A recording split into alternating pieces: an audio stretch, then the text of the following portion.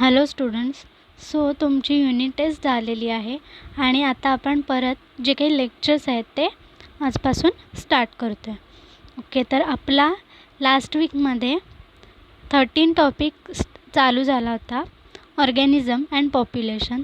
त्याच्यामध्ये फर्स्ट पार्टमध्ये आपण काय पाहिलेलं तर हॅबिटॅट अँड नीचे हे पाहिलेलं. त्याच्यानंतर सेकंड पार्टमध्ये काय बघितलं होतं तर अबायोटिक फॅक्टर जे काही असतात ते कशा पद्धतीने अफेक्ट करतात हे बघितलं होतं. म्हणजे कुठचे कुठचे फॅक्टर तर टेम्परेचर, लाईट वगैरे जे काही होते ते. ओके, तर आता नेक्स्ट लेक्चरला आपण बघतो आहे population. In nature we rarely find isolated single individual. They live in group in a well-defined geographical area, share or compete for similar resources, potential interbreed and thus form a population. तर population म्हणजे काय तर आपल्याला population म्हणजे एकच समजतं की जी काही लोकसंख्या आहे ती. पण पॉप्युलेशन म्हणजे फक्त ह्युमन बिंगचंच पॉप्युलेशन का असं नाही, तर प्रत्येक जे काही स्पेसीज आहेत त्या स्पेसीजचं पॉप्युलेशन असतं.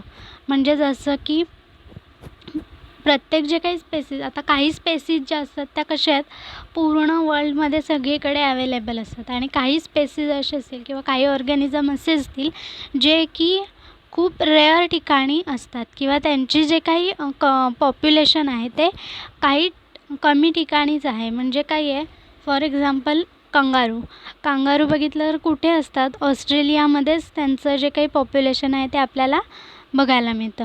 मग ते काय झालं तर सगळे जे काही ॲनिमल्स असतील त्यांचं प्रत्येकाचं काय असतं, प्रत्येक स्पेसीजचं एक इंडिव्हिज्युअल पॉप्युलेशन असतं.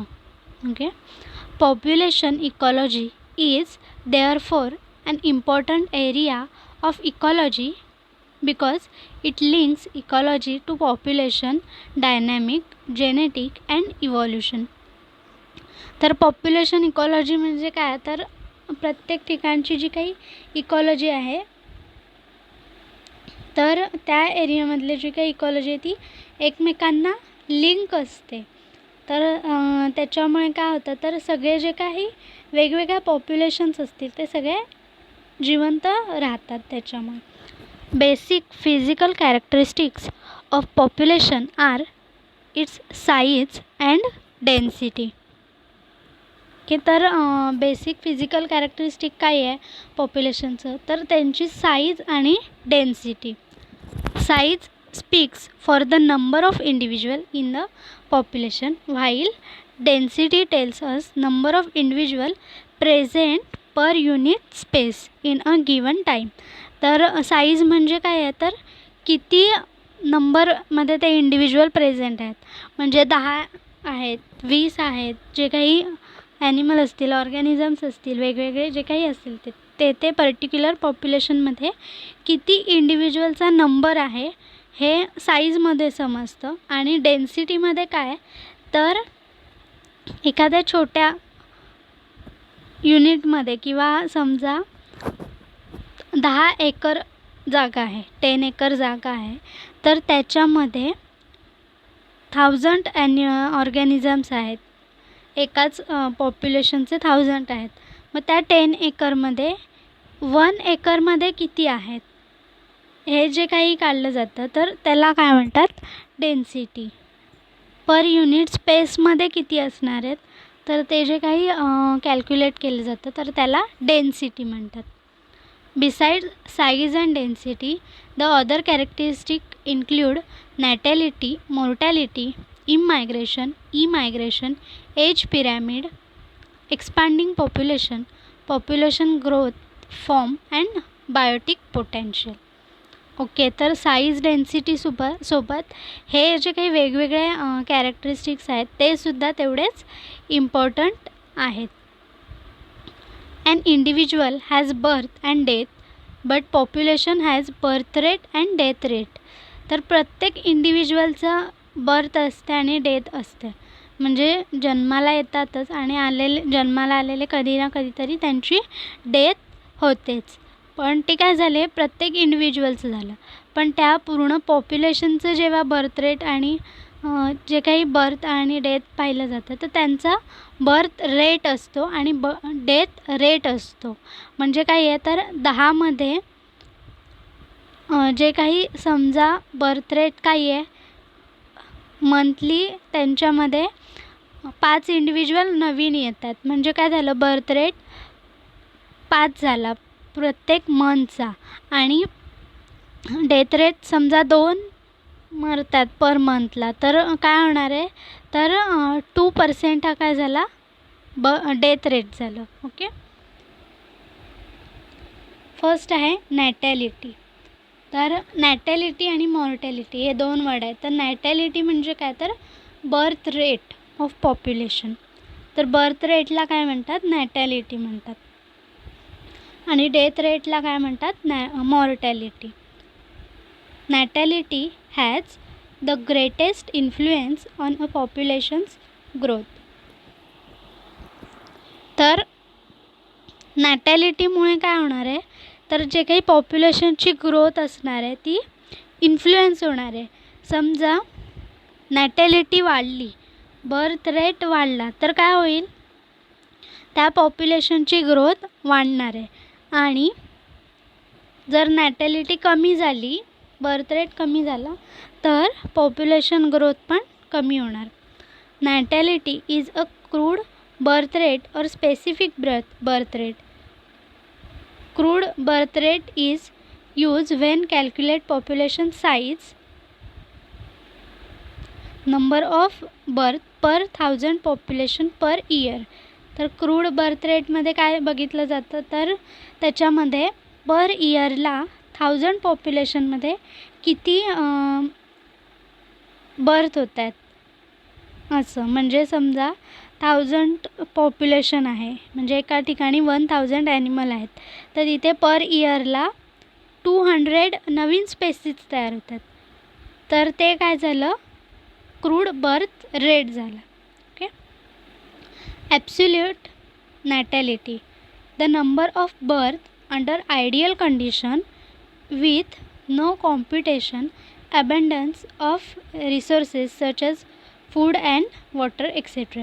तर ॲब्सोल्यूट नॅटॅलिटी म्हणजे काय तर जे काही बर्थ रेट आहे तो इझिली वाढतो किंवा आयडियल कंडिशनमध्ये वाढतो की म्हणजे जे काही नवीन यंग वन्स वाढत आहेत तर त्यांना सगळं जे काही त्यांच्यासाठी राहायला त्यांना खायला चांगलं मिळतं. तिथे त्यांना कुठल्याही प्रकारची कॉम्पिटिशन नसते किंवा त्यांना कोणीही मारणारं नसतं. तर त्याला काय म्हटलं जातं ॲब्सोल्यूट नॅटॅलिटी. आणि सेकंड आहे realise natality, the number of birth when environmental pressures come into play. तर जेव्हा तिथे त्यांचं कॉम्पिटिशन असणार आहे त्यांच्यामध्ये तर त्याच्यामुळे काय होतील जर जे काही न्यू बर्थ होणार आहेत न्यू यंग वन्स तयार होतील तर त्यांना कोणी ना कोणीतरी खाऊन टाकू शकतं. तर त्याच्यामुळे काय होणार आहे ती नॅटॅलिटीमुळे बर्थ रेट कमी होऊ शकतो. Okay. It must be remember that absolute natality will be always more than realise natality. Obviously absolute natality कशी असणार आहे मोर असणार आहे आणि रिअलाइज नॅटॅलिटी कमी. का तर ॲब्सोल्यूट नॅटॅलिटीसाठी कुठल्याही प्रकारचं त्यांना टेन्शन नाही आहे किंवा सगळं जे काही असेल ते त्यांना प्रॉपर मिळतं आहे. तिथे त्यांना कोणीही मारत नाही आहे त्याच्यामुळे ते चांगले वाढतात. आणि रिअलाइज नॅटॅलिटीमध्ये त्यांना मारणारे वगैरे खूप सारे ॲनिमल्स दुसरे असतात त्याच्यामुळे त्यांची तिथे डेथ होते. ओके. सेकंड आहे mortality. It is the death rate of a population. Mortality rate or death rate is a measure of number of death in particular population in proportion to size of the population per unit of time. Mortality म्हणजे काय तर death rate of the population. आणि त्याच्यामध्ये काय बघितलं जातं तर जे काही डेथ रेट आहे तो किती आहे म्हणजे एखादी समजा साईज घेतली पॉप्युलेशनची साईज म्हणजे किती नंबर आहेत तर त्याच्यामध्ये पर युनिट टाईम म्हणजे एका मंथमध्ये किती डेथ होत आहेत, पर इयरला किती डेथ होत आहेत हे चेक केलं जातं, तर त्याला मॉर्टॅलिटी रेट म्हणतात. त्याच्यात पण सेम 2 टाईप, ॲब्सोल्यूट आणि realised. Absolute mortality, the number of death under ideal condition with no computation abundance of resource such as food and water etcetera. तर जे काही डेथ आहेत त्या कशी होती आहे, तर जे काही त्यांचं लाईफ सायकल पूर्ण झाल्यावरती डेथ होते, म्हणजे त्यांचं एज वाढल्यावरती किंवा सगळे ते पूर्ण जे काही ऑर्गॅनिझम्स असतील ते पूर्ण त्यांचं एज पूर्ण होऊन जी काही लाईफ स्पॅन आहे तो कंप्लीट झाल्यावरती मरतात, म्हणजे म्हातारे झाल्यावरती मरतात. तर ते जे काही असणार आहे तर त्याला ॲब्सोल्यूट मॉर्टॅलिटी म्हणतात. आणि सेकंड काय तर realised mortality, the number of death when environmental pressures come into play. तर रिअलाइज मॉर्टॅलिटी म्हणजे काय, तर तिथे जे काही वेगवेगळे कॉम्पिटिशन्स असणार आहेत ते तिथे असणार आहेत, त्याच्यामुळे तिथल्या डेथ जास्त असणार आहेत. ओके, फर्स्ट आपण नॅटॅलिटीमध्ये बघितलं तर काय होतं, नॅटॅलिटी रेट ॲब्सोल्यूट मॉर्टॅलिटीमध्ये जास्त होता आणि मॉर्टॅलिटी रेट रिअलाइज मॉर्टॅलिटीमध्ये जास्त आहे. का, तर तिथे त्यांना मारणारे जास्त असणार आहेत, त्याच्यामुळे ते कसं लगेच तिथे डेथ होईल, म्हणून रिअलाइज मॉर्टॅलिटीचा रेट जास्त असणार आहे. म्हणून काय म्हटलं तर it must be remember that absolute mortality will be always less than realise mortality. म्हणजे काय, तर ॲब्सोल्यूट मॉर्टॅलिटीमधला रेट जो काही आहे तो कमी असणार आहे आणि रिअलाइज मॉर्टॅलिटीचा रेट जास्त असणार आहे. ओके, नेक्स्ट आहे age distribution and age pyramid. A population is compose of individual of different ages. तर जे काही वेगवेगळ्या प्रकारचे समजा एक पॉप्युलेशन घेतले तर त्याच्यामध्ये काय केलं जातं, त्यांचं डिस्ट्रीब्युशन केलं जातं किंवा त्यांचा पिरॅमिड काढला जातो. तर कशा पद्धतीने, तर ते जे काही पॉप्युलेशन आहे त्यांना डिफरंट एजमध्ये डिवाईड केलं जातं. If age distribution is plotted for the population, the resulting structure is called as age pyramid. तर एक जे काही एज डिस्ट्रीब्युशन आहे ते प्लॉट करून म्हणजे एक डायग्राम काढली त्याची, त्या डायग्रामला एज पिरॅमिड असं म्हणतात. For the purpose of simplicity entire population of human being is divided into 3 age groups as pre reproductive, reproductive and post reproductive. तर ह्युमन बिंगचं जे काही पॉप्युलेशनमध्ये 3 टाईपच्या ग्रुप्स आहेत, एज ग्रुप्स आहेत. तर फर्स्ट काय आहे, प्री रिप्रोडक्टिव्ह. त्याच्यामध्ये एज किती असणार आहे, तर 0 to 14 इयर्सचे जे काही असणार आहेत तर ते सगळे प्री रिप्रोडक्टिव्हमध्ये येणार. रिप्रोडक्टिव्हमध्ये 15 to 44 इयर्सचे आणि पोस्ट रिप्रोडक्टिव्हमध्ये 45 to 85 प्लस एवढ्या इयरचे जे काही ह्युमन बिंग्स असतील ते त्याच्यामध्ये डिस्ट्रीब्यूट केले जाणार. ओके, तर नेक्स्ट पॉईंट आहे ग्रोथ मॉडेल्स. त्याच्यात 2 मॉडेल्स आहेत, एक आहे एक्सपोनेन्शियल ग्रोथ आणि सेकंड आहे लॉजिस्टिक ग्रोथ. फर्स्ट आहे exponential growth. Resources like food, space are essential for any growth of a population. Ideally, when resources in the habitat are unlimited, each species has the ability to fully realize its innate potential to grow in a number. तर जे काही exponential ग्रोथमध्ये काय सांगितलं आहे, तर समजा एखाद्या पॉप्युलेशनला किंवा सगळ्या पॉप्युलेशन्सना जे काही ग्रोथसाठी, वाढीसाठी लागणारं फूड आहे, वॉटर आहे किंवा जे काही बाकीच्या गरजा असतील, हॅबिटॅट जे असणार आहे ते जर चांगलं आणि अनलिमिटेड मिळतं आहे तर त्यांची वाढ काय होणार आहे, जास्त चांगली होणार आहे आणि त्यांचं जे काही इन्नेट पोटेन्शियल असणार आहे म्हणजे त्यांची जी काही इम्युनिटी असणार आहे ती पण चांगली फुल्ली रिअलाईज किंवा फुल्ली डेव्हलप होणार आहे, त्याच्यामुळे त्यांची तिथे डेथ होणार नाही. Then the population grows in an exponential or geometric progress, that is exponential growth. तर इथे आपल्याला कर्व दाखवला आहे. एका साईडला पॉप्युलेशन साईज आहे आणि एका साईडला टाईम आहे. तर त्यांना सगळं अनलिमिटेड जे काही पॉप्युलेशन असणार आहे त्यांना अनलिमिटेड खायला राहायला चांगलं मिळतं आहे, त्याच्यामुळे त्यांची वाढ कशी होणार आहे, एकदम हाय वाढ होतच जाणार आहे. जसं की आपल्याला इथे दिसतं आहे, ब्लू लाईन जी आहे ती पूर्ण वर वर वर वाढतच गेलेली आहे. मग ते काय झालं तर त्या सगळे जे काही ॲनिमल्स आहेत त्यांची वाढ होतच गेले. जसं टाईम पुढे पुढे जातं आहे तसं त्यांची वाढसुद्धा चांगली किंवा पॉप्युलेशन आहे ते चांगल्या प्रकारे वाढत जाते. ओके, तर ह्याला काय म्हटलं आहे, एक्सपोनेन्शियल ग्रोथ. आणि सेकंड आहे logistic growth. Competition between individual for limited resources will weed out the weaker ones. Only the fittest individual will survive and reproduce. तर जेव्हा कॉम्पिटिशन असणार आहे म्हणजे वेगवेगळे स्पेसीज असे की जे एकमेकांना मारतात किंवा एकमेकांची डेथ करून त्यांना खातात, अशी जर पॉप्युलेशन्स असतील तर तिथे काय होणार आहे, जे काही वीकर असणार आहेत, फॉर एक्झाम्पल लायन आणि डिअर घेतलं तर त्यांच्यामध्ये काय होईल, लायन काय करतात, डिअरला खाऊन टाकतात.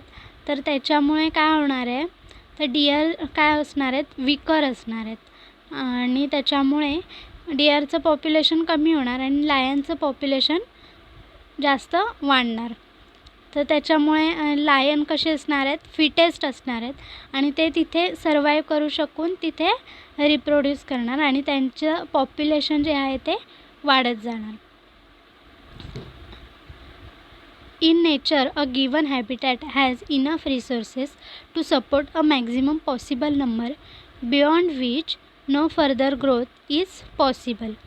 ओके, तर जे काही समजा आता लायन काय करतात, डिअरवरती फीड करतात, तर काय होईल असं की ते सारखे डिअरना खाऊन खाऊन खाऊन काय होईल, तर डिअर पूर्ण कमी होऊन जातील. मग त्याच्यामुळे काय होईल, तर जी काही लायनची ग्रोथ आहे किंवा लायनच्या पॉप्युलेशनची ग्रोथ आहे तीसुद्धा काही ठराविक टाईमनंतर कमी राहणार आहे किंवा जास्त वाढणार नाही. तर इथे आपल्याला डायग्राममध्ये दाखवलं आहे, टाईम आहे आणि जे काही ग्रोथ आहे किंवा पॉप्युलेशनची ग्रोथ आहे ती दाखवलेली आहे. आता जसं टाईम पुढे पुढे जातं आहे, कसं आहे, पुढे वाढत जाते, ग्रोथ वाढत जाते, पॉप्युलेशन वाढतं आहे आणि वरती गेल्यावर सराउंडिंग किंवा एक पर्टिक्युलर टाईमनंतर काय होतं आहे, तर वरची लाईन कशी आहे, पूर्ण आडवी झाली आहे. म्हणजे काय आहे, त्याच्यानंतर पुढे त्या पॉप्युलेशनमध्ये वाढ नाही झाली. ओके, तर त्याला काय म्हटलं आहे, लॉजिस्टिक ग्रोथ. ओके, तर आज आपण बघितलं आहे लॉजिस्टिक ग्रोथ, त्याच्यानंतर एक्सपोनेन्शियल ग्रोथ. त्याच्या आधी काय पाहिलं, पॉप्युलेशन आणि जे काही पॉप्युलेशनसाठीचे जे